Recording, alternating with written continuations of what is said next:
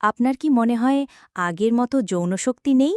Doctor হিসেবে আজ আমি বলবো ৫টি খাবারের কথা যেগুলো বিজ্ঞান প্রমাণ করেছে নিয়মিত খেলে পুরুষদের যৌন ক্ষমতা বাড়ে। সবশেষে যে খাবারটির কথা বলবো সেটা সবথেকে বেশি যৌনশক্তি বাড়ায়, তাই ভিডিওটি শেষ পর্যন্ত দেখবেন। প্রথমেই বলি ডার্ক চকলেট। এটা শুধু ভালোবাসার প্রতীক না, এতে থাকে ফ্লাভানয়েড নামের একটি উপাদান যা রক্ত সঞ্চালন বাড়ায় এবং লিবিডো উন্নত করে। প্রতিদিন অল্প পরিমাণে খেলে যৌন উত্তেজনা ও পারফরম্যান্স দুটোই বাড়ে। তবে বেশি খেলেই হবে না, ব্যালেন্স রাখতে হবে।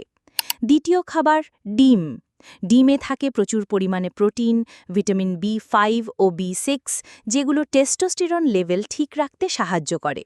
একটি শক্তিশালী ইরেকশন এবং যৌন ইচ্ছার জন্য টেস্টোস্টেরন খুবই গুরুত্বপূর্ণ।